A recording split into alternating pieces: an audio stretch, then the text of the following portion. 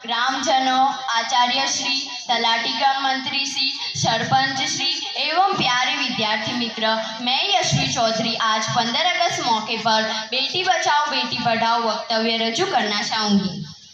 बेटी भार नहीं, आधा जीवन है उसका, अधिकार और हथियार है शिक्षा, बढ़ाओ कदम और करो स्वीकार, बेटी बचाओ बेटी पढ़ाओ।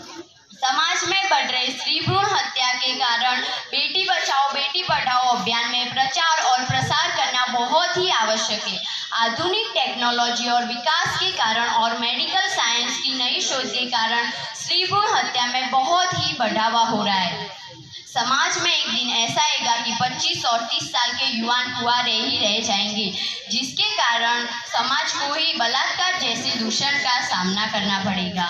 जबकि बड़ा होते ही बेटा बाप की मिल्कियत बांटता है और बेटी माँ बाप का दुख बांटती है, तभी एक माँ की गोद में रही बेटी को देखकर मुझे कहने का मन होता है कि तेरी उंगली पकड़कर चलने दे माँ, तू मुझे इस दुनिया में आने दे माँ, तेरे वंश का गुणगान गाने दे माँ, तेरा वंश हूँ मैं, तेरी प्रतिकृति हूँ मैं, तेरी घर की छाव और तुलसी बनने दे माँ, तू मुझे इस दुनिया में आने दे माँ।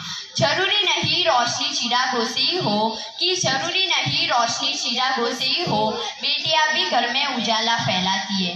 दोस्तों, हमारे सुपरस्टार अमिताभ बच्चन ने अपने वक्तव्य में बेटियों के बारे में बहुत कुछ कहा था कि इस दुनिया में एक बेटी 10 बेटों के बराबर है।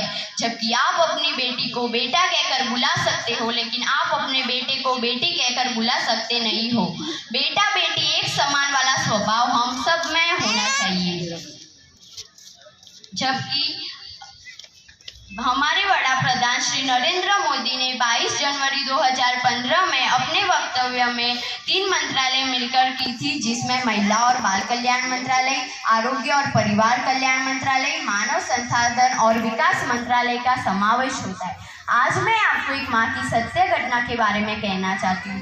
जबकि एक बेटा अपनी वृद्ध माता को वृद्धाश्रम में छोड़ने चाहता है, तब माँ बेटे को बुलाकर कहती है कि तुम बुरा नहीं मानना, तुझे पाने के लिए मैंने अपने गोद में 3 बेटियों की भ्रूण हत्या की है, जिसकी सजा ही आज मुझे भगवान दे रहा है। अंततः तो स्त्री ही स्त्री की दुश्मन है।